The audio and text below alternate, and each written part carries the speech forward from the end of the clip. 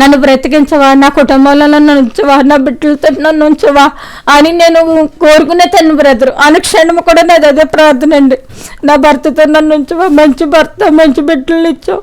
అయితే బ్రదరు, నా భర్త ఒక సెంటు బిడ్డకి ఒక తల్లి ఏ విధముగా అన్ని ఎత్తి పారబోతుందండి, అలాగే నా భర్త నాకు అన్ని ఎత్తి పారబోసారండి. గిన్నె పెట్టేవారు,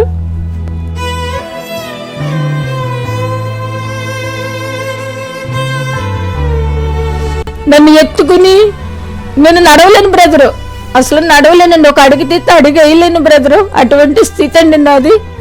ఆ స్థితిలో నన్ను మంచం మీద పడుకోబెట్టాలన్నా లేవదీయాలన్నా పాస్ కూడా నేను బయటకు వెళ్ళలేని స్థితిలో గిన్నె పెట్టేవారండి. బాత్రూమ్కి వెళ్ళకపోతే గిన్నె పెట్టేవారు.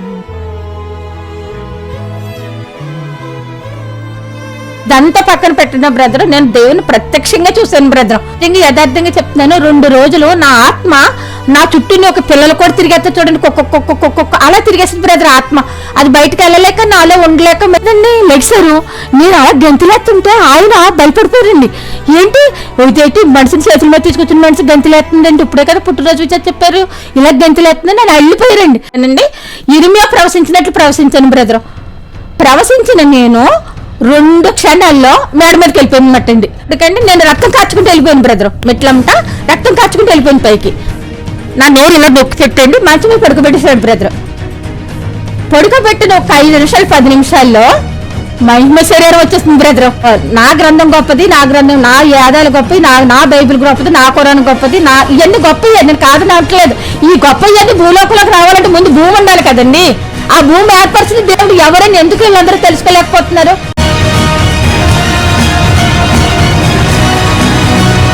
వీళ్ళు ఇస్కరియోతు యోధా ఒక్కడేనండి దేవుడు చనిపోయినప్పుడు, ఆయన ఒక్కడే అప్పచెప్పాడు దేవుణ్ణి. ఇవాళ ప్రతి ఇస్కరియోతు యోధా దేవుడిని అప్పచెప్పేస్తున్నాడండి. ఇప్పుడు బైబిల్ గ్రంథాన్ని అందరూ కూడా భూత పుస్తకం అంటున్నారు బ్రదర్. బైబిల్ గ్రంథం భూత పుస్తకం కాదండి. ఎందుకంటే మనం పాలిచ్చే తల్లిని 2 విధాలుగా చూడొచ్చు బ్రదర్.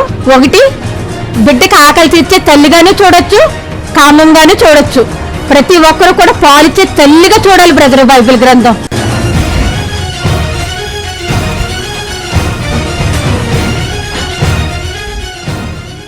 Praise the lord. నేను మీ తమ్ముడు జోషిని మరి యొక్క సాక్ష్యంతో మీ ముందుకు రావడానికి దేవుడు ఎంతగానో కృప చూపించాడు. ఇప్పుడు ఏలూరు నుంచి కాకినాడ ఈ సహోదరుని అంటే ఈ అమ్మగారిని కలవడానికి నాకు చాలా సంతోషంగా ఉంది. ప్రైజ్ లార్డ్ అమ్మ. దేవుడు నాకు అప్పచెప్పిన ఈ పని దేవుని యొక్క సహాయంతో, దేవుని యొక్క నడిపింపుతో, దేవుని యొక్క కృపతో నేను ప్రయాణాలు చేసి నేను చేయగలుగుతున్నాను. దీన్ని బట్టి నేను చాలా సంతోషపడుతున్నాను. ఎంత శ్రమ అయినా సరే చాలా సంతోషపడుతున్నాను. కానీ ఒక మాట ఏంటంటే, ఈ వీడియో ఏ వీడియో అయినా సరే మీరు చూడడం కాకుండా, మీరు బలపడడమే కాకుండా అనేక మందికి ఈ వీడియో మీరు పంపిస్తే, అంటే అనేక మందికి ఈ వీడియో మీరు షేర్ చేస్తే, అంటే లైక్స్ వద్దు, సబ్స్క్రైబ్స్ వద్దు, కామెంట్స్ వద్దు, ఏమీ వద్దు. ఈ వీడియో కొంతమందికి పరిచయం చేస్తే వాళ్ళు బలపడడానికి అవకాశం ఉంటుంది, రక్షణలోకి అవకాశం ఉంటుంది, మారు మనసు పొందడానికి అవకాశం ఉంటుంది, దేవుని యొక్క శక్తి అంటూ తెలుసుకోవడానికి, నిజ దేవుడు అంటే ఎవరో తెలుసుకోవడానికి అవకాశం ఉంటుంది. నేను ఈ పరిచర్య చేయడమే కాకుండా మీరు అనేక మందికి పంపిస్తే మీరు కూడా మా పరిచర్యలో పాలుభాగస్తులు అవుతారని నేను చాలా సంతోషపడుతున్నాను. మీ పనైనా నా పనైనా దేవుని రాజ్యం కట్టడం, దేవుని యొక్క సువార్త ప్రకటించడం. ప్రైజ్ లార్డ్ అమ్మా. మీరు నాకు ఫోన్ చేసినప్పుడు మీ ఫొటోస్, మీ సాక్ష్యం పంచుకుంటున్నప్పుడు మీరు అంతకితం ఏ స్థితిలో ఉండేవారో, ఇప్పుడు ఏ స్థితిలోకి వచ్చారో, మీ గురించి ఊరంతా ఏమి సాక్షిస్తున్నారో. ఆనాడు మీరు ఒక మాట అన్నారు, మీరు నమ్మినా నమ్మకపోయినా ఆనాడు అపోస్తులైన పౌలుకి దేవుడు ఎలాగా ప్రత్యక్షమయ్యి దర్శనాన్ని కలిగజేశారు. స్పష్టంగా నేను వెలుగు దైవ దర్శనాన్ని నేను చూశానని చెప్పి మీరు సాక్ష్యం ఇస్తున్నారు. మీరు అది ఏ రీతిగా చూశారు, మీ సాక్ష్య జీవితం ఏంటి, చూస్తున్న నాకు వీక్షకులకు కూడా మీరు పంచుకోమని కోరుచున్నాను. Praise lord brother. నా పేరు సుజ్ఞానమ్మ అండి. అయితే మీరు ఏలూరు నుండి ఎంతో ప్రయాసపడి నా వరకు వచ్చినందుకు మీకు వందనాలండి. నేను సాక్ష్యం చెప్తాను అని నాకు నేనుగా ఫోన్ చేసి మిమ్మల్ని పిలిపించాను. అయితే ఏంటంటే నా జీవితంలో జరిగిన యథార్థ సంఘటన నేను అందరితోటి పంచుకోవాలని నేను కోరుకుంటూ మీకు నేను ఫోన్ చేయడం జరిగిందండి. అయితే నా ఫోన్ మీరు అంగీకరించి నా మీద ప్రేమతో ఇంతవరకు వచ్చినందుకు మీకు కృతజ్ఞతలు చెల్లించుచున్నాను బ్రదర్. అయితే నేను చెప్పేది ముఖ్యంగా ఏంటంటే, మనం ప్రతి ఒక్కరికినండి దేవుడు తెలుసు. భూమి మీద పుట్టిన ప్రతి ఒక్కరికి దేవుడు తెలియకపోవడం లేదండి. ప్రతి ఒక్కరికి దేవుడు తెలుసు. కొద్దిమంది మాత్రం హేతువాదులు ఉంటారు. అయితే అలాగని కాదు, కానీ దేవుడు తెలుసు. కానీ ఆ దేవుడు ఎవరనేది తెలియదు బ్రదర్. అట్టి రీతిగానే నాకు కూడా దేవుడు ఉన్నాడని తెలుసు, కానీ ఎవరనేది తెలియదు లేదండి. కానీ తెలిసింది నాకు. ఆ తెలిసింది నేను అందరికీ చెప్పాలనే ఉద్దేశంతో మిమ్మల్ని పిలిపించుకోవడం జరిగింది బ్రదరు. మీకు వందనాలు. అయితే ముఖ్యంగా నా యొక్క పుట్టు పూర్వత్వం అయితే నేను హిందుత్వేనండి. నా తల్లిదండ్రుల పేరు, మా నాన్నగారి పేరు వీర్రాఘవులు, మా అమ్మగారి పేరు లక్ష్మి. అయితే మా కుటుంబానికి దేవుడు తెలియదండి. నాకు 12 సంవత్సరాలు వయసు వచ్చినా కానీ నా తర్వాత అమ్మగారికి పిల్లలు లేరు. మీరు పుట్టిన తర్వాత మీ అమ్మగారికి ఇంకా పిల్లలు లేరండి? లేరండి. లేకపోతే అప్పుడు నానమ్మ గారండి, మా నాన్నమ్మగారు చెల్లెలు వచ్చి అన్నారు, ఇలాగ నువ్వు ప్రభుని నమ్ముకుంటే లక్ష్మి పిల్లలు పుడతారని చెప్పడం జరిగిందండి. అప్పుడు ఆవిడ మాటను పెట్టి మా అమ్మగారు సన్నిధికి వెళ్ళారండి. వెళ్ళిన తర్వాత ఒక చెల్లి పుట్టిందనమాట అండి. అప్పుడు మా చెల్లి పుట్టడంతో, అంటే ప్రతి ఒక్కరూ కూడా అండి దేవునికి పుట్టుకలోంచి క్రైస్తవ కుటుంబం అయితే అవ్వచ్చు, కొంతమందికి హిందుత్వం నుండి కనెక్ట్ అవ్వాలంటే వాళ్ళ ఇంట్లో ఏదో కార్యం జరగాలండి. ఆ విధంగా దేవుడికి మొదటి పరిచయం అయ్యేది ఎవరైనా అలాగని. ప్రతి ఒక్క జీవితంలో కూడా సాక్ష్యం అనేది ఉంటుందండి. ఎవరి సాక్ష్యం లేకుండా దేవుళ్ళకి రాలేరు, ఉంటారు. అయితే అప్పుడు ఏం జరిగిందంటే పాప పుట్టిన తర్వాత అప్పుడు మా నాన్నగారు, మా అమ్మగారు, నానమ్మ, తాతయ్య, పెద్దమ్మలు, పెద్దనాళ్ళు, మేనత్త కూతుళ్ళు, అల్లుళ్ళు, అందరూ ఇంకా కోడళ్ళు, కొడుకులు అందరూ కూడా మా పుట్టింటి కుటుంబం అంతా కూడా ఒక్కొక్కరికి దేవునికి కనెక్ట్ అయ్యామన్నమాట అండి. రీతిగా మా కుటుంబం దేవుళ్ళకి రావడం జరిగిందండి. ఆ తర్వాత వచ్చి నాకు చిన్న వయసులోనే, అంటే 14-15 సంవత్సరాల వయసు అప్పుడు నాకు మ్యారేజ్ జరగడం జరిగిందండి. జరిగినప్పుడు ఆయనకి, మా వారికి కూడా, మా అత్తరి కుటుంబం అయితే దేవుడు తెలియదండి. ఆయనకైతే దేవుడు కొద్దిగా పరిచయం ఉన్నదటండి. ఎందుకంటే చిన్నప్పుడు వీధి సువార్త చేసేవారటండి. అలాగే దేవుడు తెలుసండి ఆయనకి. కానీ అంతేకాని పూజల్లో చేసేవైనా కానీ దేవుడిని ప్రార్థించేవారు కాదు. ఇంకా యథారీతిగా మా జీవితం మేము ఉన్నాము. ఇలాగ ప్రార్థన చేసుకునేదాన్ని, మామూలు ప్రార్థన చేసుకునేదాన్ని అండి. అంత అంటే రెగ్యులర్గా సన్నిధికి వెళ్ళాలి రావాలని కానీ, లేకపోతే ప్రార్థన చేసుకోవాలి ఇంకా అన్నీ, అంటే దేవుళ్ళలోనే ఎక్కువ ఉండిపోవాలి, దేవుని గురించి ఎక్కువ తెలుసుకోవాలని కానీ ఆలోచనలు ఏమీ నాలో ఏముండే కదండి. వయసులో ఉన్నాను, నా భర్త నేను కూడా ఇద్దరు యవనస్తులమే ఉన్నాం. మేము యవన దిశగానే ఉండేవాళ్ళమండి. అంటే సినిమాలకు వెళ్ళడం, కేరళకి వెళ్ళడం, ఎప్పుడైనా గుర్తొచ్చినప్పుడు చర్చికి వెళ్ళడం. ఎప్పుడు కూడా అయినా నన్ను అడ్డుపెట్టలేదండి. నువ్వు పూజ చేయమ్మని ఎప్పుడు నన్ను ఏం కోరలేదండి. నేను ఎప్పుడు పూజలు కూడా చేయలేదండి. ఇంకా అలా నామమాత్రంగా అలా గుర్తొచ్చినప్పుడు, మా అమ్మగారి ఇంటికి వచ్చినప్పుడు, మా అమ్మగారు వాళ్ళు చర్చికి వెళ్తుంటే జనవరి 1 కానీ క్రిస్మస్ కానీ ఇలా చర్చిలకు వెళ్తుంటే వాళ్ళు కూడా చర్చిలకి పండగకి అమ్మగారుల ఇంటికి వస్తాం కదండి. వచ్చినప్పుడు జనవరి 1కి క్రిస్మస్లు కానీ రావడం, వాళ్ళు కూడా చర్చిలకు వెళ్ళడం, అంతవరకు అలా ఉండేదండి. నాకు 2 అబ్బాయిలు పుట్టారండి.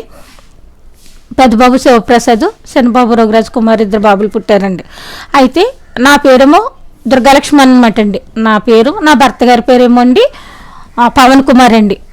అయితే మాకు దేవునిలోకి వచ్చిన తర్వాత మా పేర్లు మార్చారు బ్రదరు. నా పేరు సుజ్ఞానం అండి. నా భర్త పేరు కొన్నేలు, మా పెద్ద బాబు పేరు స్తెపను, మా చిన్న బాబు పేరు విల్సన్ అనమాట అండి. అలా మా చిన్న ఫ్యామిలీగా ఏర్పడండి. వాళ్ళది అన్ని జీవితాల్లో ఉన్నట్టు కష్ట సుఖాలన్నీ మా జీవితంలోని ఉండేవండి. వస్తుండే పోతుండే ఉండే. అయితే సన్నిధికి వెళ్ళడం రావడం కానీ నమ్మకంగా ఉండేదాన్ని కాదండి. అయితే నా భర్త గారు నేను ఏం చేస్తామంటే అండి, నేను చిన్నపాటి ఉద్యోగం చేసేదాన్ని బ్రదరు. చిన్న ఉద్యోగం యానిమేటర్గా చిన్న ఉద్యోగం చేసేదాన్ని అనమాట అండి. చేసినప్పుడు వారం అంతా కష్టపడి ఆదివారం వచ్చేసరికి అండి ఇంకా రెస్ట్ తీసేసుకోవాలి ఇంట్లోని. ఉదయం ఈ వారం అంతా తిరిగి ఉన్నాను కదా, వారం చర్చికి వెళ్ళాలేటి అన్న ఉద్దేశంతో నేను ఏం చేసేదాన్ని అంటే అండి, ఇంట్లో ఉండిపోయేదాన్ని అనమాట. చర్చికి అది అంత ఇయ్యలేదాన్ని కాదండి. మన దేవుడు ఏం చెప్పాడంటే సమాజంగా కూడి ప్రార్థించండి అని చెప్పాడు. అది మన ధర్మం అండి. వారం అంతా కష్టపడి వారంలో ఒక్కరోజు చర్చికి వెళ్ళమనేది మన ధర్మం. కానీ నేను అదేమి అసలు విశ్వాసంగా ఏదో దేవుడు ఉన్నారు మంచి అయినా ఆయన నమ్ముకుంటే మన కోరికలు మన అవసరాలు తీర్చేస్తాడు అంతంటే కానండి నిజమే విశ్వాసము తెలియదండి. అలాగ మేము ఉన్నప్పుడు నేను నా భర్త నన్ను ఇటు పూజలు చేయకుండా అటు ప్రార్థన కాకుండా మనం ఇలాగ ఉండిపోతున్నాం కాబట్టి మనం రక్షణ తీసుకుందామండి అని చెప్పండి. నా భర్త గారు నేను 98లో తీసుకున్నామండి. 1998లో రక్షణ తీసుకున్నాం అండి. మా చిన్నబాబు 11 ఏళ్ళ పిల్లడప్పుడు తీసుకున్నామండి. అయితే మా సన్నిధండి పెయించ్ ఫెలోషిప్ చర్చ్ పెంచుకొస్తేనండి. పెయించ్ ఫెలోషిప్ చర్చ్ అండి. మా అయ్యగారి పేరు పెద్ద అయ్యగారి పేరు ఆనందరావు పాస్టర్ గారు, అమ్మగారి పేరు గోర్లమ్మ గారు అండి. అయితే వారు నిద్రించారు. వారు చిన్న అబ్బాయి గారు డేవిడ్ రాజు గారు, ఇందిరా గారు, అప్పుడు మా సన్నిధి సేవ చేస్తున్నారండి. మా ఆత్మీయ సేవకులు భార్య భర్తలు అనమాట. మేము ఆ చర్చికి వస్తూ ఉంటాం అన్నమాట అండి. అటువంటి టైంలో ఎప్పుడు నేను ప్రార్థన చేసుకుని వాక్యం తీసుకుని చదువుకున్న సేవ గురించి వచ్చేది బ్రదర్. సేవ గురించి వస్తుంటే 2009లో వచ్చిందండి. ఎప్పుడు నేను పుస్తకం పెట్టి అది రాసుకోవడం ఏమీ తెలియదు. ఈ బైబిల్లోనే రాసుకున్నాను. ఒక పేజీలో ఉంటుంది మేడం 2009లో నీ సేవకురమైన దేవుడు అని.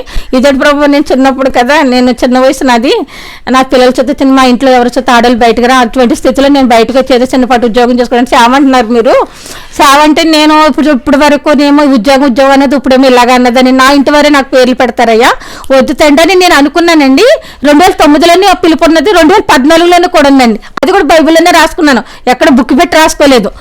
డేట్తో సహా రాసేసుకున్నానండి. నన్ను దేవుడు పిలుస్తుంది, నేను ఉద్యోగం మన సేవలోకి వచ్చేదని రాసుకున్నాను. మా చిన్నబాబు 10th చదివినప్పుడు అండి దేవుడు ఫస్ట్ నాకు ఒకసారి మిల్లు కట్టుకున్నప్పుడు దేవుడు 7 రోజులు ఉపవాసం అంటే దేవుడు ప్రత్యక్షంగా స్వరంతో మాట్లాడారని స్వరం తెలియదు నాకు. 2వ ట్రిప్ ఏమోనండి, నాకు షుగర్ వచ్చింది బ్రదరు.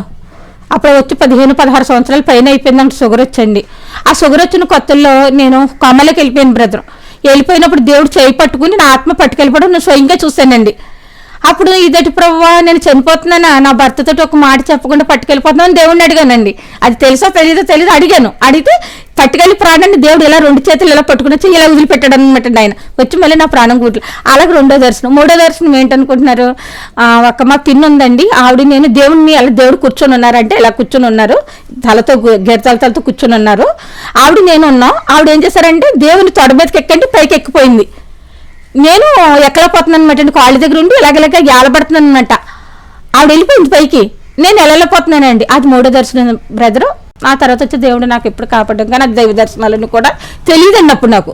అది దేవుడు నాకు స్వరంతో మాట్లాడుతున్నారు, దర్శనంతో మాట్లాడుతున్నారు, దర్శనం అని కూడా నాకు తెలియదు. ఎందుకంటే నాకు విశ్వాసం లేదు, దేవుడు అంటే నాకు ఏ విశ్వాసం లేదు. దేవుడు ఉన్నారని నమ్ముకున్నాను అంతే.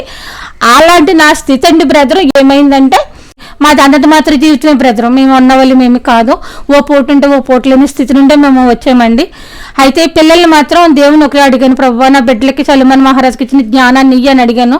అటు రీతిగానే దేవుడు నా బిడ్డలకి జ్ఞానం ఇవ్వడం, నా పిల్లలు 2 ప్రయోజకులు అయ్యారండి.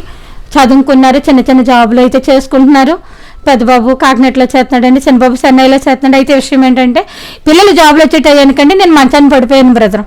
2021 అండి జూన్ నెల వచ్చేటప్పటికండి ఈ షుగర్ నాకు ఎక్కువైపోవడం, నాకు స్ట్రోక్ వచ్చింది బ్రదర్.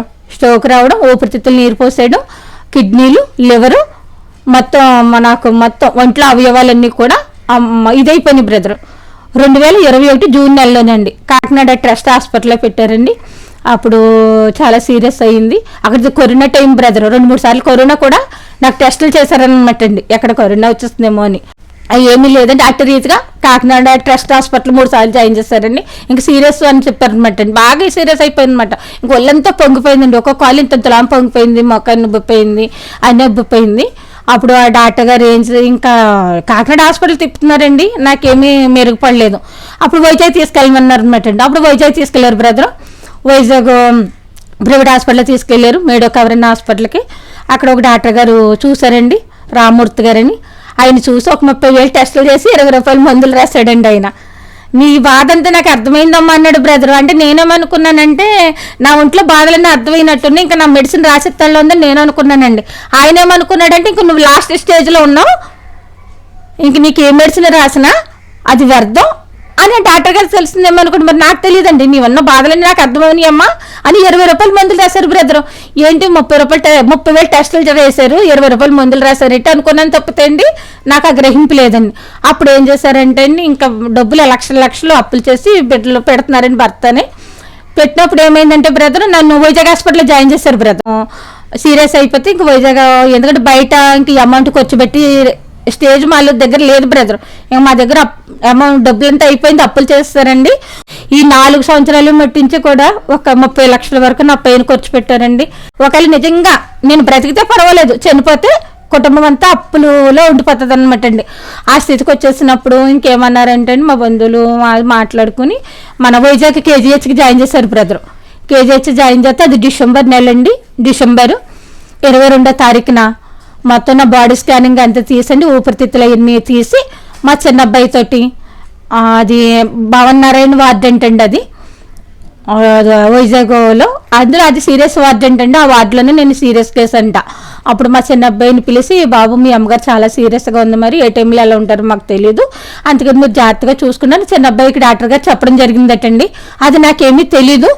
అయితే నేను ఒకటేనండి ప్రార్థన చేసుకునేదాన్ని, ప్రభువా నన్ను బ్రతికించు, నా పిల్లలు అప్పులైపోతున్నారు, అందరూ అప్పులైపోయారు ప్రభువా, ఏంటి తండ్రి నేను ఈ స్థితిలో ఉన్నానని నేను ప్రార్థన చేసుకుంటూ ఉండేదాన్ని అనమాట అండి.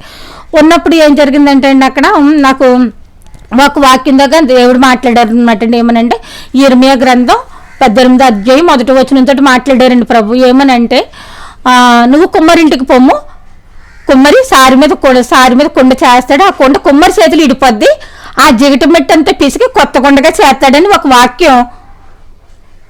హాస్పిటల్ అప్పుడు నేను బైబిల్ కూడా ఎక్కడికి వెళ్ళి బైబిల్ కూడా పట్టుకెళ్ళిపోతానండి. అక్కడ వాక్యం తీసుకుంటే నాకు ఆ వాక్యం రావడం జరిగింది, చదువుకొని బలపడ్డాను. అట్టి రీతిగానే దేవుడు మళ్ళీ నన్ను డిసెంబర్ 29వ తారీఖున నేను డిశ్చార్జ్ ఇంటికి రావడం జరిగింది బ్రదర్. వచ్చినా కానండి నేను అయితే రికవరీ అవ్వలేదండి, మెడిసిన్ వాడుతున్నాను, రికవరీ అవ్వలేదు. అప్పుడు ఏం చేస్తుందని ఏంటంటే, అప్పుడు బైబిల్ మీద మనసు పడింది అన్నమాట అండి. ఇలాగ ఖాళీగా పడుకుని ఉన్నాను కదా, మధ్య మధ్యలో బైబిల్ అయినా తీసుకుని చదువుకునేదా, నాకు ఎప్పుడైనా బైబిల్ చదువుకోవాలని ఆలోచన ఉండేది. బైబిల్ మొత్తం ఆది కాండం నుండి ప్రకటన గ్రంథం వరకు పూర్తి చేయాలని చాలా సార్లు అనిపించింది బ్రదర్, కానీ ఎప్పుడు చదవలేదండి. ఎందుకంటే ఆది కాండం చదివేసరికి, నిర్గమ చదివేసరికి, అలాగే కాండాలు ఒక్కొక్కటి చదివేసరికి ఉన్నట్టు అనిపించింది నాకు. ఇందులో ఉంది బైబిల్ గ్రంథం ఏం చదువుతో అన్ని కూడా హిస్టరీ అంతా ఉంది, రాజుల గురించి అట్ల గురించి ఉంది, ఇది చేసుకుని నేనేమో అర్థం చేసుకుంటాను అనుకునేదాన్నే కానండి ఇందులో నాకేం తెలియదు బ్రదర్. అటువంటి నా స్థితి అయిపోయింది. అప్పుడు నేను ఎప్పుడైతే ఈ మంచం మీద పడ్డానో దేవుడికి నేను ప్రార్థన చేసుకోవడం, బైబిల్ చదువుకోవడం కొద్దిగా అలవాటైంది బ్రదర్. అలవాటైనప్పుడు మనం అనుకుంటాం కదండి, దేవుడు మనం వదిలిపెట్టినా దేవుడు వదిలిపెట్టాడు కదా. అప్పుడు బైబిల్ గ్రంథం తీసుకుని చదువుతుంటే నేను 139వ అధ్యాయంలో 2014లో రాసుకున్నాను బ్రదర్. నేను ఉద్యోగం మానేసి సేవకు వచ్చేస్తానని రాసుకున్నాను బైబిల్లో. అప్పుడు చూసుకున్నాను అది నేను. అప్పుడు ప్రభువా నేను మర్చిపోయినా, నువ్వు మర్చిపోలేదా అనండి. అప్పుడు ప్రత్యేకపడి ఏడ్చానండి. అయిపోయింది. అయిన తర్వాత నాకు మళ్ళీ కాలు కొద్దిగా షుగర్ వల్ల అండి కాలు మీద ఎండలో నడిచానండి, పుండు వచ్చింది. ఆ పుండు నాకు నొప్పులు లేని కారణంగా లోపలికి వెళ్ళిపోయింది మాట పుండు. అప్పుడు కాలు పుండు లోపలికి వెళ్ళిపోయిన తర్వాత చూస్తే డాక్టర్ గారు హాస్పిటల్కి తీసుకెళ్తే అండి కాలు తీసేయాలన్నారు బ్రదర్. అది చాలా సీరియస్ అయిపోయిందండి కాలు. పెద్ద కాకినాడ కేజీహెచ్లో కాలు తీసుకెళ్ళన్నారండి. అప్పుడు పిల్లలు ఒప్పుకోకుండా మళ్ళీ ప్రైవేట్గా తీసుకెళ్తే డాక్టర్ అమ్మగారు చూసి 10 రోజుల దాకా కాలు మేము చెప్పలేమమ్మా మరి అని అన్నారండి. పిల్లలు ఎంత ఖర్చు పెట్టామో చెప్పలేమంటే మా పెద్ద అబ్బాయి అన్నారండి, మీ ఇష్టం మీరు చెయ్యండి, ఉంటే ఉంటుందండి లేకపోతే లేదు, మీ ప్రయత్నం మీరు చేయండి. పెద్ద అబ్బాయి జరిగితే అప్పుడు డాక్టర్ అమ్మగారు మంజీరా మేడం గారు అని ఉన్నారండి, మంచి మేడం గారు, ఆవిడ కాలుకి ట్రీట్మెంట్ మొదలు పెట్టారండి. మొదలు పెడితే నేను ఒకటే కోరుకున్నాను, ప్రభువా నా కాలు తీసేస్తే నేను ప్రాణాలతో ఉన్నాను తండ్రి, మీరు నా కాలు ఉంచండి, అది చిన్న ముక్కగా ఉన్నా నాకు ప్రాణం ఉంటే మీ సువార్త చేస్తాను. ఎందుకంటే వయసు ఉన్నంత సేపు మీరు నన్ను 2009లో సువార్త చేయమన్నారు, 2014లో చేయమన్నారు, కానీ నేను భయపడి చేయలేదు. కానీ ప్రభు ఇప్పుడు నాకు చేయాలని ఆశ ఉంది, కానీ నా కాలు ఇంకా తీసేస్తానంటున్నారు, తీసేస్తే నేను బ్రతకనయ్యా, నువ్వు కాలు ఉంచితే నేను నా ప్రాణాలు ఉంచి నా కాలు ఉంచితే నేను సువార్త చేసుకుంటాను తండ్రి అనండి. కాకినాడ పెద్ద హాస్పిటల్ మంచం మీద పడుకునండి ప్రార్థన చేస్తుంటే నా బంధువులు అందరూ వస్తారు కదా నన్ను చూడడానికి, కాల్ చేసేస్తారంటే మొత్తం ఎక్కడెక్కడ వాళ్ళకి తెలిసిపోయింది. అందరూ వచ్చేస్తారు మాట ఆటలు కట్టుకుని హాస్పిటల్కి వచ్చేస్తే నేను పిచ్చి పిచ్చిగా మాట్లాడుతున్నాను, నా కాల్ తీరు, నా కాల్ ఉంటుంది, నా దేవుడు నా కాల్ తీరు అంటే కీర్తన గ్రంథం 116 అధ్యాయంలో 8వ వచనం ఉంటుందండి. ఏమనంటే నీ ప్రాణం ఏం కాదు, నీకు నువ్వు నీ కళ్ళంటి దుఃఖం రానవను, నీ కాలు తొట్టురాలనవను అని వచ్చిందండి. ఆ వాక్యం నేను పదే చెప్పుకుంటాను అనమాట మంచం మీద పడుకుని. వీళ్ళు ఏమనుకున్నారంటే కాలు తీసేస్తారన్న గురించి బుర్ర ఇది అయింది అనుకున్నారండి, హాస్పిటల్ అనుకున్నారనమాట. అటువంటి నా స్థితిలో దేవుడు మళ్ళీ నా కాలు ఉంచడం జరిగింది బ్రదర్. అది మళ్ళీ కొద్దిగా డబ్బు వేయపరిచినప్పటికీ కూడా కాలు కొద్దిగా ఇప్పుడు ముక్క అంటే కాలు ఆకారం లేకపోయినా ఒక ముక్క కింద ఉన్నది, నడవడానికి ఏ ఇబ్బంది లేకుండా ఉంది. అటువంటి స్థితిలో నన్ను ఉంచారు. అయితే బ్రదరు నా భర్త ఒక సెంటి బిడ్డకి ఒక తల్లి ఏ విధముగా అన్ని ఎత్తి పారబోతుందండి, అలాగే నా భర్త నాకు అన్ని ఎత్తి పారబరిచారండి. గిన్నె పెట్టేవారు, నన్ను ఎత్తుకుని నేను నడవలేను బ్రదరు, అసలు నడవలేనండి, ఒక అడుగు తీస్తే అడుగు వేయలేను బ్రదరు. అటువంటి స్థితి అండి నాది. ఆ స్థితిలో నన్ను మంచం మీద పడుకోబెట్టాలన్నా, లేవదీయాలన్నా, అన్నం తినిపించాలన్నా ఇంకన్నీ సర్వం ఆయనండి. ఒక గాజు బొమ్మ ఏ విధంగా ఉంటుందో, ఒక గుడ్డు చేతులోంచి జారిపోతే పగిలిపోతుందేమో అని గుడ్డుని ఎంత జాగ్రత్తగా చూస్తారో అంత జాగ్రత్తగా నన్ను, నా భర్త, నా బిడ్డలో చూసుకుంటున్నారండి. ఇప్పుడు కూడా అలానే చూస్తున్నారు. అయితే నేను అసలు లేవలేని స్థితి, పాస్ కూడా నేను బయటకు వెళ్ళలేని స్థితిలో గిన్నె పెట్టేవారండి. బాత్రూమ్కి వెళ్ళకపోతే గిన్నె పెట్టేవారు. ఇటువంటి నా స్థితిలో 4 సంవత్సరాల మట్టించి నా భర్త నాకు ఉండి పెడుతున్నారండి. ఎప్పుడైనా సరే ఇంట్లో ఒక స్త్రీ ఉండి పెడుతుందండి కుటుంబాన్ని. ప్రతి పని స్త్రీ చేస్తుంది. అయితే నేను కూడా చాలా పని చేశాను. ఇంటికి వందలు ఎందరో వచ్చేవారండి జనం, అందరికీ ఉండి పెట్టడం. మాది చిన్నపాటి కుటుంబమైన బంధువులు వస్తా వెళ్తూ ఉండేవారండి. ఎప్పుడు కూడా వంట చేస్తా పెడతా ఉండేదాన్ని. అందరూ కూడా ఈవేళ ప్రతి ఒక్కరు కూడా మా భార్య భర్తలు ఇద్దరు కూడా మంచి వ్యక్తులు అని చెప్పిన సాక్ష్యమే కానండి, మా వాళ్ళు ఎప్పుడు కూడా చెడు సాక్ష్యం లేదండి. అటువంటి నా స్థితిలో నేను మంచాన్ని పడిపోవడం వల్ల ఇప్పుడు 4 సంవత్సరాల మట్టించి నా భర్త నాకు సేవ చేస్తున్నారండి. ఒక తల్లి అయ్యి, తండ్రి అయ్యి, తోబుట్టి అన్ని విధాలు ఆయన సేవ చేస్తున్నారండి. తగ తల్లి తండ్రి కూడా లేరు. నా బిడ్డలేమో దానం ఖర్చు పెడుతున్నారండి. కష్టపడిందంతా నాకే వేయపడుతున్నారు. అయితే నేను చెప్పేది ఏంటండి, దేవుడు సజీవమైన దేవుడు అండి. ఈ దేవుడిని నమ్ముకోవడం వల్ల మేము ఇంకనూ ఈ సజీవ లెక్కల్లోనూ ఇప్పటికొచ్చి మాకు ఎవరు కూడా సహాయం చేయలేదండి. మొత్తం మా గ్రామస్తులందరూ, మా బంధుమిత్రులు అందరూ ఆటలు పెట్టుకుని వచ్చేసారు బ్రదర్. ఇంకా బ్రతకదని చెప్పారండి డాక్టర్లు. ఎప్పుడైతే బ్రతకదని చెప్పారో ఇంకా ఆవిడ బ్రతకదంట. 2 పిల్లలు ఎదుగున్నారో, ఒక పిల్లడు పిల్లన్న చూస్తే ఆవిడకి ఏదో తృప్తి ఉంటుంది, బ్రతకదంటని మొత్తం ఊరంతా కూడా ఆటలు పెట్టుకుని కదిలి వచ్చేస్తారండి హాస్పిటల్కి. వచ్చినప్పుడు బ్రదరు అప్పుడు చూసి రావడం, అందరూ ఏమనేవారంటే బ్రదర్ నన్ను చూసి అలా పక్కకి వెళ్ళి ఇంకా ఆవిడ బ్రతకదు, పిల్లడు పెళ్లి చేస్తే బాగుండు అని చెప్పుకునేవారు బ్రదర్. ఒక మాట నా చెవిలో పడిపోతే నేను దేవుడి దగ్గర అడిగిదాను అనమాట, ప్రభా ఏంటయ్యా నన్ను ఈ స్థితిలో ఉంచో, నేను ఎప్పుడు కూడా నేను ఉన్న బ్రతకంతా కూడా ఏ దేవుడు తెలియదు నాకు, నీకే స్మరించాను, నిన్నే స్మరించాను, నన్ను ఈ స్థితిలో ఎందుకు పెడుతున్నావు తండ్రి, నన్ను బ్రతికించవా, నా కుటుంబంలో నన్ను ఉంచవా, నా బిడ్డలతో నన్ను ఉంచవా అని నేను కోరుకునే తను బ్రదరు. అనుక్షణం కూడా నాది అదే ప్రార్థన అండి, నా భర్తతో నన్ను ఉంచవా, మంచి భర్త మంచి బిడ్డలు ఇచ్చావు, బిడ్డలు మంచి బిడ్డలు నన్ను కుటుంబంలో ఉంచవా తండ్రి అని అడిగిదాన్ని. కానీ నాకు ఎక్కడో మోలు ఉండిపోయింది మాట అండి. ఇంకా నేను బ్రతకను, ఎందుకంటే నన్ను చూడడానికి వచ్చిన వాళ్ళు చెప్తున్నారు, డాక్టర్లు చెప్తున్నారు నేను బ్రతకనని డాక్టర్లు చెప్తున్నారు. ఇంకా అందుకని నాకు ఇంకా అనిపించింది మాట అండి. అప్పుడు నేను ఒకటే కోరుకున్నాను, ప్రభు అని సిద్ధమైతే నేను బ్రతికితే నేను సువార్త చేస్తానని అనుకున్నానండి. ఇదంతా పక్కన పెట్టిన బ్రదర్, నేను దేవుని ప్రత్యక్షంగా చూశాను బ్రదర్. ఎలా అంటారంటే, నేను ఈ కాలుకి మెడిసిన్ ఎక్కువ వాడేసానండి. ఈ మెడిసిన్ వాడడం వల్ల కిడ్నీ మీద అది ప్రభావం చూపెట్టేస్తుంది అన్నమాట బ్రదర్. చూపెట్టేస్తే 2023 సంవత్సరం మే 24 నుండి నేను మొత్తం బంద్ అయిపోయింది బ్రదర్. ఇక్కడ ఉండేదంతా కూడా నేను ఇదైపోయాను అనమాట. ఇంకా గాలిపోవడం కానీ, తేంపు రావడం కానీ, ఆరం కానీ, ఇంక ఫుల్ జ్వరం వచ్చేస్తుందండి. కిడ్నీలు అంటే 30,000కి దాటి బ్లడ్ ఇన్ఫెక్షన్ అయిపోయిందండి బ్రదర్. అప్పుడు నన్ను హాస్పిటల్లో పెడితే నీరు అది బంధించేస్తుందండి. అయితే నేను ఇక్కడ చెప్పవలసిన విషయం ఏంటంటే బ్రదర్, మా తోటకల్ గారు అబ్బాయి పెళ్లి ముహూర్తాలు పెట్టారనమాట అండి. మన ఇందు పరంగా పెళ్లి ముహూర్తాలు పెట్టారు. జూన్ 7 పెళ్లి, నేను మే 24ని హాస్పిటల్లో జరిగిందండి. జరిగినప్పుడు నేను దేవుని ఒకటే కోరుకున్నాను, ప్రభా నా పెద్ద బిడ్డ పెళ్లి చూశాను, అలాగే నా తోటకల్ కొడుకు పెళ్లి చూడాలి, మరి నన్ను సొంత స్థితిలో వచ్చి నాకు ఏదైనా ఇప్పుడు పెళ్ళి ఆగిపోద్ది, వద్దయ్యా నీ నామానికి నా పూర్వకంగా మీ నామానికి అవమానం రాకూడదు, అందుకని పెళ్ళి అయిపోయిన మన్నాడు చనిపోయినా పర్వాలేదు, పెళ్ళైన మన్నాడైనా నా ప్రాణాన్ని పట్టుకెళ్ళిపో, నేను వద్దని అనను, కానీ పెళ్లి ముందు ప్రాణాన్ని పట్టుకెళ్ళొద్దానండి. నేను అదే అడిగాను బ్రదర్. హాస్పిటల్ బెడ్ మీద పడుకుంటే బ్రదర్, నిజంగా యథార్థంగా చెప్తున్నాను, 2 రోజులు నా ఆత్మ నా చుట్టూని ఒక పిల్లలు కూడా తిరిగేస్తా చూడండి, కుక్క అలా తిరిగేసింది బ్రదర్ ఆత్మ. అది బయటకు వెళ్ళలేక నాలో ఉండలేక ఏంటో నాకు తెలియదు. అది నేను వివరించలేను అనమాట. ఆ స్థితి అంతా నేను హాస్పిటల్ బెడ్ మీద అనుభవించాను బ్రదర్ 2 రోజులు. అలా జరిగిందండి. జరిగిన 3వ రోజుకి కొద్దిగా డాక్టర్ గారు నాలో కొద్దిగా మార్పు వచ్చింది, నీరుడది అవ్వింది, ఆ బ్యాగ్లోకి నీరుడది అవ్విందండి. అప్పుడు అవుతే ఇంకా డబ్బులు చదివి ఎక్కువ ఖర్చు అయిపోతున్నాయి. అప్పుడు పిల్లలు ఏమన్నారంటే చాలా అయిపోతుందండి, అందుకని మేము ఇంటికి తీసుకెళ్ళిపోతామని అని అన్నారు. అని నన్ను జూన్ 2వ తారీఖుని నైట్ 10 గంటలకి ఇంటికి తీసుకొచ్చేసారు బ్రదర్. డిశ్చార్జ్ అయ్యి ఇంటికి తీసుకొచ్చేసారు అనమాట అండి. తెల్లవారితే నా పుట్టినరోజు బ్రదర్. నా పుట్టినరోజు అయితే మా చిన్న అబ్బాయి మా పెద్ద అబ్బాయి మాట్లాడుకునండి, నన్ను తీసుకొచ్చారనమాట ఇంటికి. అమ్మని పుట్టినరోజు పూట హాస్పిటల్లో ఉంచొద్దు అని తీసుకొచ్చేసారు. కానీ నా బ్రతికేటి ఇంకా నేను రికవరీ అవ్వలేదని సా బతుకులను ఉన్నట్టండి ఇంక లెక్క. అంత స్థితిలో ఉన్నానమాట నేను. అది నాకు తెలుస్తుంది కానీ చూసే వాళ్ళకి తెలియదు కదా బ్రదరు.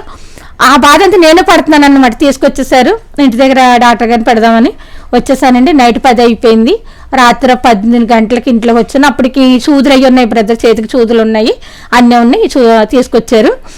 రాత్రి 12 గంటలకండి మా చెల్లండి, మా పెద్ద అబ్బాయి, మా తోడుకోళ్ళ గారు అమ్మాయి, మా చెల్లిగారు పిల్లలు 2, మా ఆయన గారు ఉన్నారు బ్రదర్. మేము అందరం హాస్పిటల్ నుంచి వచ్చేస్తాం. సరిగ్గా 12 గంటలకి వాళ్ళు పైన పడుకుని కిందకు వచ్చండి. నాకు పుట్టినరోజు విషయం చెప్పారు బ్రదర్. చెప్తే అప్పుడు పిల్లల్ని పట్టుకుని నేను ఏడ్చాను అనమాట. అసలు ఈ పుట్టినరోజు నేను హాస్పిటల్లో చనిపోతాను అనుకున్నానండి. హాస్పిటల్నే చనిపోతాను అనుకున్నాను నేను. అటువంటిది పుట్టినరోజు నా పిల్లల్ని తీసుకొచ్చేసారని నేను పిల్లల్ని పట్టుకుని నేను ఏడ్చాను బ్రదర్. ఏడ్చానండి. ఏడ్చిన తర్వాత పిల్లలు కూడా కళ్ళంటి నీళ్ళు పెట్టుకున్నారు. తర్వాత విషయం చెప్పి వాళ్ళు పైకి వెళ్ళి పడుకుంటే అండి అప్పుడు నేను మంచం మీద పడుకున్నాను అనమాట అండి. ఎల్లకథలో పడుకున్నాను. ఆయన నా పక్కనే పడుకున్నారు. కానీ 20 రోజుల మట్టి ఆయనకి సరిగ్గా నిద్ర లేని గురించి మొత్తగా నిద్రపోయారు మట్టండి, పసుకుంటేస్తున్నారు ఆయన. నేను పడుకున్నాను ప్రతి ఎల్లకథలో పడుకుని నిద్ర పట్టలేనప్పుడు నేను ఏం చేశానంటే మెసేజ్ ఆలకిస్తున్నానండి. ఎవరిదంటే తండ్రి సన్నిధి సాలెమాన్ ఉన్నారు కదండి, తండ్రి సన్నిధి సాలెమాన్ మెసేజ్ ఆలకిస్తున్నానండి. ఆ ఆలకిందట ఆ మెసేజ్లో నా అన్న ఏం చెప్తున్నారంటే, పరలోకం ఉంది, పరలోకంలో మన క్రియలు చొప్పున అక్కడ తీర్పు ఉంటుంది. అయితే మీకు అర్థం అవ్వాలంటే ఎలాగా, ఇప్పుడు రాజకీయ పరంగా ఇప్పుడు ఆరోగ్య శాఖ అని, రైల్వే శాఖ అని, మంత్రి శాఖలు ఎలాగ ఉంటాయో మన పరలోకంలోనూ కూడా శాఖలు ఉంటాయి. మనం భూమి మీద చేసిన క్రియలను పెట్టి అనండి సాలెమాన్ మెసేజ్ ఇస్తున్నారు అనమాట. మెసేజ్ ఇస్తుంటే నేనేం చెప్తున్నానండి, ఇదంతా ఆలకిస్తున్నాను. నేనైతే అంతవరకు ఏముండేదానంటే చిన్నప్పటి నుంచి ప్రభుని నమ్ముకున్నాను అన్నాను కదండి. నేను నామమాత్ర క్రైస్తవురాల్ని.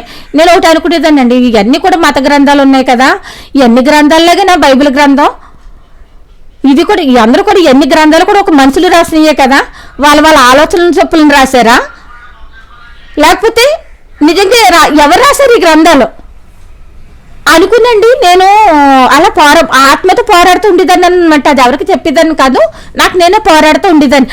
ఆ యొక్క ఆలోచన ఎప్పుడైతే ఈ సాలెమాన్ మెసేజ్ ఇచ్చారో అండి బ్రదర్, యథార్థంగా చెప్తున్నాను, నాకు అప్పటి వరకు ఒక అనుమానం అని శేఖర శక్తి నాలో ఉన్నట్టుంది బ్రదర్. అది నాకు తెలీదు. ఎప్పుడైతే ఇదంతా నిజమని నేను అర్థం చేసుకున్నానో, ఒక నల్లటి ఆకారం బ్రదరు, నేను మెలుగుగానే ఉన్నాను బ్రదరు, కల కాదు, దర్శనం కాదు నల్లటి ఆకారం లావుగా. నేను ఎంత పొడుగైతే ఉన్నానో అంత పొడుగు లేచి అలాగే వెళ్ళిపోయింది బ్రదర్ కిటికీలోంచి. నల్లటి ఆకారం అది స్పష్టంగా చూసారండి. స్పష్టంగా చూశాను బ్రదరు. ఎప్పుడైతే స్పష్టంగా చూసానో బ్రదరు, ఒక ఎలుగు, పెద్ద ఎలుగు నా మీదకి వచ్చింది బ్రదరు. బెల్లని పెద్ద ఎలుగు వచ్చింది. ఏసు రక్తం జై కరుణమయ దయమయ తండ్రి పరిశుద్ధాత్మ దేవ. ఎప్పుడైతే వచ్చిందో బ్రదరు, నేను ఏం చేశానంటే ఎట్నండి నా ఒళ్ళంతా మొగైపోయింది అనమాట. ఎప్పుడైతే నన్ను ఒక మనిషి లాభదేయాలు కూర్చోబెట్టాలి, తినిపించాలి, పడుకోబెట్టాలి స్థితి నాది. అలా తీసుకొచ్చారు చేతుల మీద. అటువంటి నేను, ఈయన నా పక్కన ఉన్నారు కదండి, ఏమండి లెక్కొడుతున్నాను, ఏమండి నా పరిశుద్ధాత్మ వచ్చిందని అనేసండి బ్రదరు. నేను ఏం చెప్తున్నానంటే ఇదంతా నేను అంత కావేసుకుంటున్నాను బ్రదరు. అంటుంటే ఈయన మంచి నిద్రలో ఉన్నారు కదండి, లెగ్సారు. నేను అలా గంతులేస్తుంటే ఆయన భయపడిపోయారండి.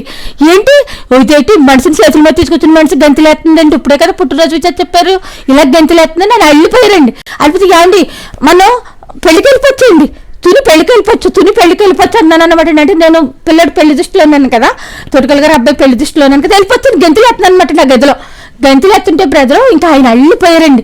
అంటే నా పరిశుద్ధాత్మ వచ్చేస్తుందండి నన్ను బ్రదరు. అలా నేను మాట్లాడేటప్పుడు ఆయన అలా నిగ్గించిపోయారు. నేనేమన్నానంటే, నేను వెంటనే మెట్లు అలా గడ తీసుకుని బయటకు వెళ్ళిపోయానండి. ఇంకెవరు నన్ను పట్టుకోలేదు, నాకు నేనే లేచిపోయాను. అప్పుడు అంటే అనమాట, ఏమండి ఈ గ్రామం అంతా మారిపోతుందండి,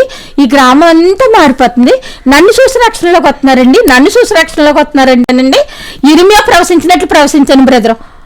ప్రవశించిన నేను 2 క్షణాల్లో మేడ మీదకి వెళ్ళిపోయినట్టండి, పిల్లల దగ్గరికి వెళ్ళిపోయానండి. సునీత ప్రసాద్ పైన పడుకున్నారు కదండి, వెళ్ళిపోతే పైన ఏమనుకుంటున్నారంటే, ఇప్పుడే కదా చెప్పు ఇదేంటి అక్క ఎలా వచ్చేసి, అసలు నడవలేని దానికి ఆకలి వేసుకుని రావడం అది చిత్రమే కదా. అది చాలా అద్భుతం మాటండి అది. ఇప్పటికి కూడా నేను మేడమెట్లు ఎక్కలేను, ఒక మనిషి పట్టుకుంటాను కానీ ఇప్పటికి కూడా బాత్రూమ్ నుంచి నేను బయటకి ఇంట్లోకి రాలేను. అటువంటి నా స్థితి బ్రదరు 2023 జూన్ 2వ తారీఖు తెల్లారితో 3వ తారీఖు నా పుట్టినరోజు అండి.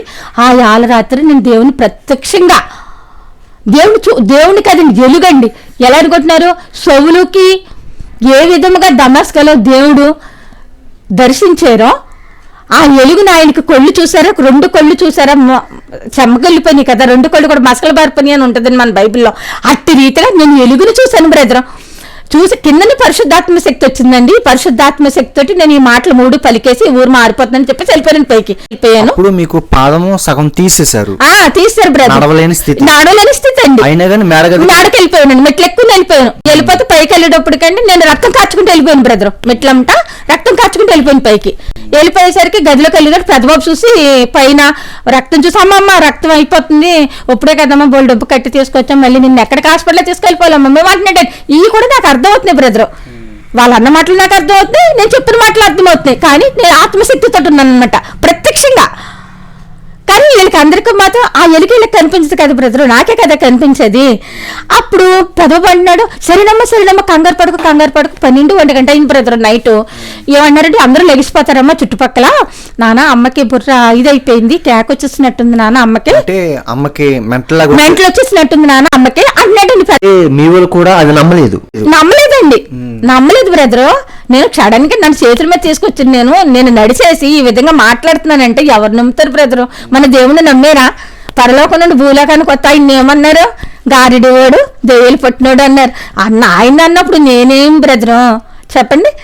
అయితే అప్పుడు వీళ్ళు ఆశ్చర్యపోతున్నారు. అప్పుడు ఇంక వీళ్ళు నాన్న అమ్మకి బుర్ర కేక వచ్చేస్తుంది అని అంటాడండి పెద్దబాబు. అని అమ్మమ్మ కేకలు పెట్టకనండి పెద్దబాబు ఏం చేశాడంటే బ్రదర్, నోరు నొక్కి పెట్టి, నా నోరు ఇలా నొక్కి పెట్టండి, మంచి మీద పడుకోబెట్టేశాడు బ్రదర్. పడుకోబెట్టిన ఒక 5 నిమిషాలు 10 నిమిషాల్లో మహిమ శరీరం వచ్చేస్తుంది బ్రదర్. 2 ఇంతలు వచ్చేస్తుంది, మహిమ శరీరం వచ్చేస్తుంది అనమాట. నేను కింద ఏంటంటే పరిశుద్ధాత్మ వచ్చింది, పైన మహిమ శరీరం వచ్చింది. మహిమ శరీరం వచ్చే బ్రదర్ నేను రూపాంతరం చెందాను బ్రదర్. ఇది బ్రదర్ నా సత్యమైన సాక్ష్యం. నేను సేవకురాలిని కాదు, సువార్తకురాలిని కాదు, ఒక విశ్వాసిని కూడా, నమ్మకమైన విశ్వాసిని కూడా కాదు.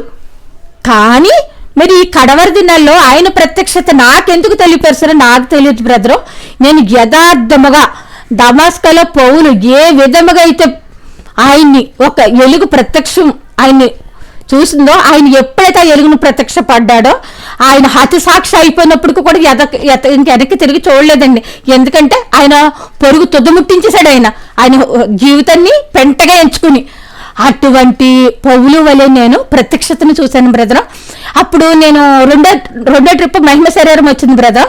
ఎప్పుడైతే మహిమ శరీరం వచ్చి నేను రూపాంతరం చెందానో, అది చూడండి మన ప్రభు యాకోబుని యోహాను పేతురుని పెత్తని కొండ మీద తీసుకెళ్ళి అక్కడ ప్రభు రూపాంతరం చెందాడు. అక్కడ మోసే ఏలియా కనిపించారు అనేసి మన బైబిల్ గ్రంథంలో ఉందో చూసారా? అంటే ఇప్పుడు ఈ రూపం తర్వాత, ఈ బ్రతుకు తర్వాత బ్రతుకు అంటే బ్రదర్, నేను ఈ బ్రతుకు తర్వాత పరలోకం ఉంది, పాతాళం ఉంది బ్రదర్. నేను స్వయంగా చూశాను, సజీవమైన సాక్ష్యాన్ని. మీరు నమ్మండి నమ్మకపోండి, నేను ఎంత మరణ వాంగ్మూలం ఎత్తున్నాను బ్రదర్. మరణ వాంగ్మూలం అంటే ఇప్పుడు నేను దేవుడు నన్ను దర్శించేశాడండి, నేను స్వస్థపడిచిపోయాను, నేను ఒక 5 సంవత్సరాలు బ్రతికెత్తానని మీకు సాక్ష్యం ఇవ్వడానికి పిలవలేదు. అయితే నేను ఎందుకు పిలిచానంటే, ఇప్పుడు కానాను విందులో యేసుప్రభు నీటిని ద్రాక్షరసంగా ఎందుకు మార్చారండి? అక్కడ ద్రాక్షరసం లేక కాదు, అక్కడ దేవుడు సూచికరే చేస్తాడని చెప్పుటకు.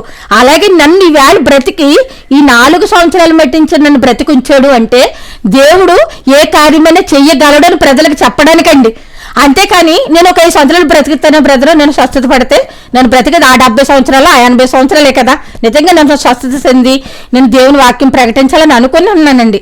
ఇప్పుడు నేను చెప్పేది నిజంగా చెప్తున్నాను బ్రదర్. నేను ఇంకనూ కూడా నేను దేవుని ప్రత్యక్షతను చూశాను, కానీ నేను ఇంకనూ కూడా నేను స్వస్థతలోకి ఇంకనూ రాలేదండి. నేను చెప్తున్నాను, నేను స్వస్థత పొందానని నా అబద్ధం చెప్పను. ఎందుకంటే స్వస్థత అనేది వేరు, పరలోకం వేరు బ్రదర్. ఇది భూలోకమైన సంబంధమైనది స్వస్థత, కానీ పరలోక సంబంధమైనది నేను చూశాను బ్రదర్. పరలోకమైన ప్రత్యక్షతను నేను చూసి ఎప్పుడైతే రూపాంతరం నేను దేవుని మహిమ శరీరం పొంది రూపాంతరం చెందానో అప్పుడు నేను ఒక మాట పలుకుతానండి పిల్లలతోటి. ఏమంటానంటే, ఏమండి నాకు జరగబోయేది కాపాడుతుందండి, జరగబోయేది కాపాడిపోతుందండి అని ముమ్మారు మాట్లాడాను బ్రదరు. అది మాట్లాడాను. ఇంకోటి ఏం మాట్లాడానంటే, నిజముగా దేవుడు ఉన్నాడని నమ్మండి, చావు లేదు. నిజముగా దేవుడు ఉన్నాడని నమ్మండి, చావు లేదని 3 సార్లు మాట్లాడాను బ్రదరు. 3 సార్లు మాట్లాడానండి. యథార్థముగా ఇప్పుడు ఎవరైనా సరే, ఇప్పుడు మన నార్మల్గా ఉన్న పర్సన్ ఇటువంటి మాటలు మాట్లాడాలంటే మాట్లాడతారా? మాట్లాడరండి. అసలు అది మాట్లాడరు. కానీ నేను ప్రత్యక్షంగా దేవుని పరిశుద్ధాత్మ శక్తితో మహిమ శరీరంతో ఉండి మాట్లాడిన మాటలు గడియలు నిజంగా చెప్తున్నాను బ్రదర్. మనం కడవరి గడియల్లో ఉన్నాం. దేవుడు రాకడ సమీపిస్తుంది. ఎందుకంటే నెబుకద్నెజరుకు వచ్చినటువంటి కళ దానియేలు వివరించారు కదండి. ఆ దానియేలు వివరించినప్పుడు ఆయన ఏం చేశారు? తల దగ్గర నుంచి అన్ని కూడా పోల్చుకుంటూ వచ్చారు. తల బంగారం, గుండ్లు, ఎండి, ఇత్తడి, ఇనుము అని. అయితే ఇప్పుడు మనం ఎక్కడున్నాం అనుకుంటున్నారో తెలుసా? మనం పాదాల దగ్గర ఉన్నాం బ్రదర్. ఒక కాలు ఇనుము, ఒక కాలు మట్టి. కాలు ఇనుముకి అతుక్కోదు, ఇనుము మట్టికి అతుక్కోదు అని నెబుకద్నెజరు తోటి ఆ కళ గురించి దానియేలు వివరించారండి. ఇప్పుడు మనం చెప్తున్నాము, మనం కడవరి దినాల్లో ఉన్నాం బ్రదర్. యథార్థంగా చెప్తున్నాను, మనం అందరం కడవరి గడియల్లో ఉన్నాము. మనం అందరం అంగలార్చాలండి. అంగలార్చి దేవునికి ఇప్పుడు ఎటువంటి బోధ ఉండాలంటే బ్రదర్ మనం అక్కడ మన యేసుప్రభుల వారు భూలోకానికి వచ్చి ఏ బోధ చేశారో, అపోస్తులు ఏ బోధ చేశారో, అపోస్తులు అంటే దేవుని చూసి చేశారు బోధ. మరి పౌలు ఆయన్ని దర్శించి చేశాడు బోధ. అయితే ఇప్పుడు మనం పుట్లో ఉన్న వాళ్ళు దేవుడిని ఎవరు చూడలేదు కదా బ్రదర్. మనం అనుకుంటున్నాం ఏమనంటే, మనం ఏ రూపంలో దేవుడిని చూస్తే ఆ రూపంలో మనకు దేవుడు కాపాడుతున్నాడు అంతే. కానీ భూమి ఆకాశం పట్టజాలని దేవుడు అని మన దేవుడు. ఇప్పుడు ఆదికాండం 1వ అధ్యాయం ఉంది బ్రదర్. ఆదికాండం 1వ అధ్యాయంలో 1వ వచనంలో ఏమన్నది?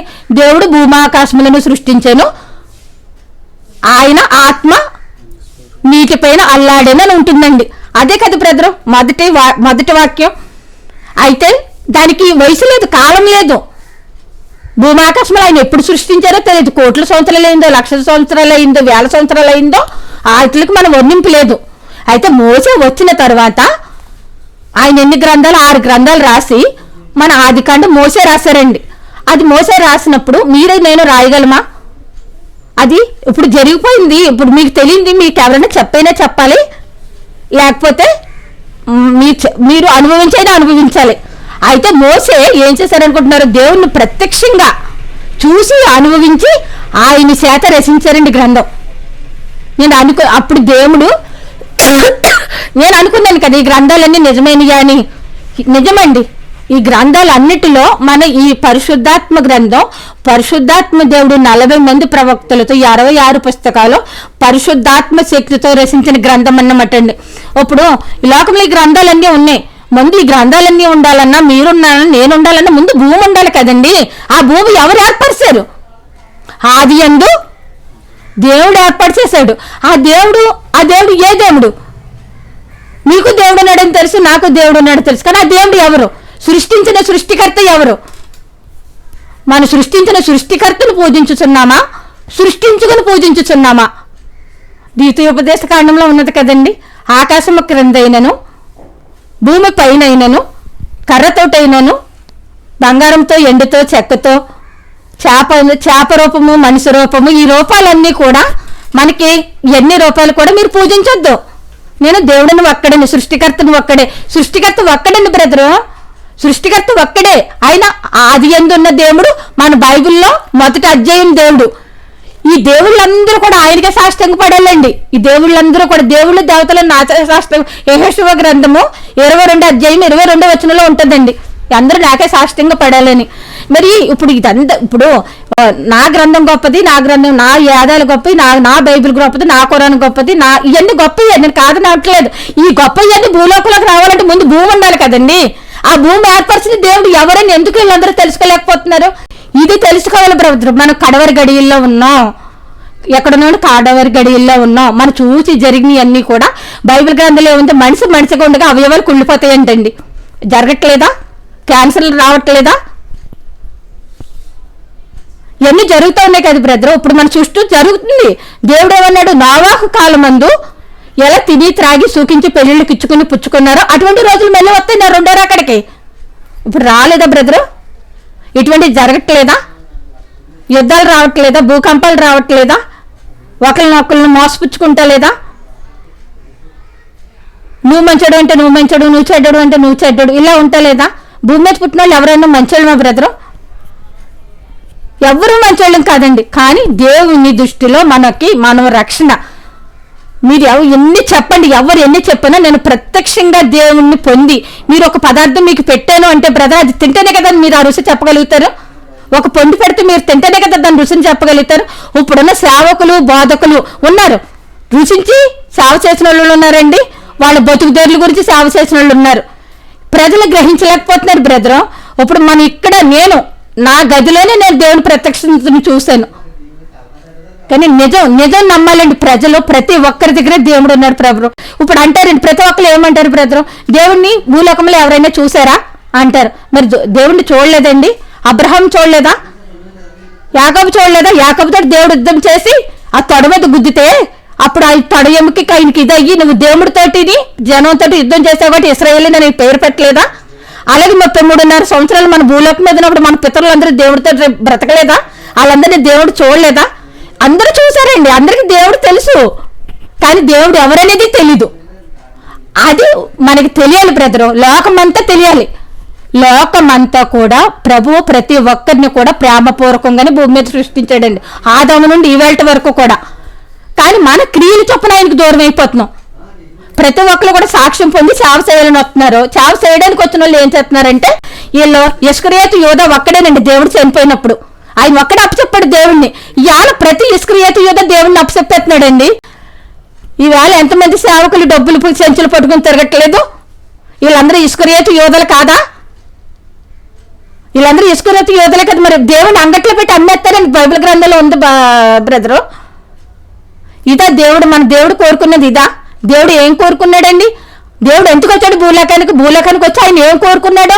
నరరూపధారుడుగా వచ్చాడు. ఆయనకు ఆహారం అవసరం కాబట్టి ఎక్కడికైనా బోధ చేయడానికి వెళ్ళినప్పుడు శిశువులను పంపి మనకి అక్కడికి వెళ్ళి ఇందు చేయించమనండి, భోజనం కావాలి కాబట్టి. నరరూపధారుడుగా ఉన్నాడు కాబట్టి ఆయనకు ఆహారం కాబట్టి ఆహారం కోరుకున్నాడు. ఎక్కడైనా ఆస్తులు కోరుకున్నాడండి ఆయన? మరి ఎందుకంటే వీళ్ళందరూ ఆస్తులు చుట్టూ తిరుగుతున్నారు? బైబిల్ గ్రంథం తెలిసిన ప్రతి ఒక్కరికి, వాక్యం తెలిసిన ప్రతి ఒక్కరికి, ఆది కాండం నుండి ప్రకటన గ్రంథం వరకు తెలిసిన వారు ఎవరైనా సరే ఈవేళ నిజంగా చెప్తున్నానండి, దేవునిని అనుభవించి సేవ చేసిన వారు నిజంగా ఉన్నారు అంటే వాళ్ళు డబ్బు ఉండదు బ్రదర్. ఎందుకంటే వాళ్ళు డబ్బుని చూసి సేవ చేయరు. ఎందుకంటే పరలోక రాజ్యం గురించి చేస్తారు. ఎందుకంటే ఈ బ్రతుకు తర్వాత బ్రతుకుంది. నేను చూశాను బ్రదర్, బ్రతుకు తర్వాత బ్రతుకుంది, ఈ రూపం తర్వాత రూపం ఉంది, మనకు బ్రతుకుంది, పరలోకం పాతాళం ఉంది. అందరూ బైబిల్ గ్రంథం చదివిన తర్వాత తెలుసుకున్నారండి. కానీ నేను ఈ ప్రత్యక్షత పొందిన తర్వాత చదువుతున్నాను బ్రదర్ బైబిల్. నేను పరలోకం కూడా చూసినట్లుగా పాతాళం కూడా చూశాను బ్రదర్. ప్రత్యక్షంగా ఆయన స్వరంతో నాతో మాట్లాడారు. అది చిన్నప్పుడు నాకు చిన్న చిన్న కళ కింద వచ్చేది అన్నమాట. ఒక అగ్నిగుండం ట్రైను పట్టాలంటే వెళ్ళినట్లుగా, అందులో అష్టపంజరాలు పెద్ద పెద్ద నోర్లు పెట్టుకుని అరిసినట్లుగా కళ వచ్చేది బ్రదర్. జ్వరం వచ్చినప్పుడల్లా అదే కళ. అది నాకు జ్వరం ఎక్కువైపోతూ ఉండేది అనమాట. అది నాకు కళని కానీ దర్శనం ఏదో దెయ్యాల కళ అనుకునేది అనమాట. ఆ కళ నాకు బ్రదర్ మొన్న నవంబర్ 17వ తారీఖు బ్రదర్, నవంబర్ 17 మా అత్తయ్య గారు 14 చనిపోయారు. ఆవిడ 17వ తారీఖున కొద్దిగా ఆవిడ చనిపోతున్నారన్న బాధలో నేను ప్రార్థన చేసుకుని పడుకుంటే అప్పుడు దేవుడు ప్రత్యక్షంగా, అమ్మా సుజ్ఞానం ఇదేనమ్మా పాతాళం అని నా చిన్నప్పుడు వచ్చిన కళ దర్శనాన్ని నాకు ప్రత్యక్షంగా ఇదే గదిలో చూపెట్టాడు బ్రదర్. ఆయన స్వయంగా నేను పాతాళాన్ని పరలోకాన్ని నేను అనుభవించాను బ్రదర్. నిజంగా దేవుడు నన్ను నమ్మితే సావులేదు, లేకపోతే పాతాళం తప్పదు బ్రదర్. ఏదైనా అంటే దేవుడు ఒక్కడే దేవుడు, ఆ దేవుడు యేసు ప్రభువే. ఆయన ఆ యేసు ప్రభువే మనకి నిజమైన రక్షకుడండి. మొదటి మరణం భూలోకం మీద పొందితే రెండో మరణం లేదు బ్రదర్. ఆది కాండం నుండి ప్రకటన గ్రంథం వరకు కూడా ఈ ప్రతి వాక్యం కూడా యథార్థం. ఇందులో తీసేవలసిన వాక్యం ఏదీ లేదు. ఎవరు ఒక తల్లి ఉన్నదండి, ఒక పాలిచ్చే తల్లి ఉన్నది. ఆ తల్లిని మనం పాలిచ్చేటప్పుడు మనం ఆవిడ 2 విధాలుగా చూడొచ్చు. బిడ్డకి ఆకలి తీర్చే తల్లిగానే చూడొచ్చు, కామరూపంగానే కూడా చూడొచ్చు.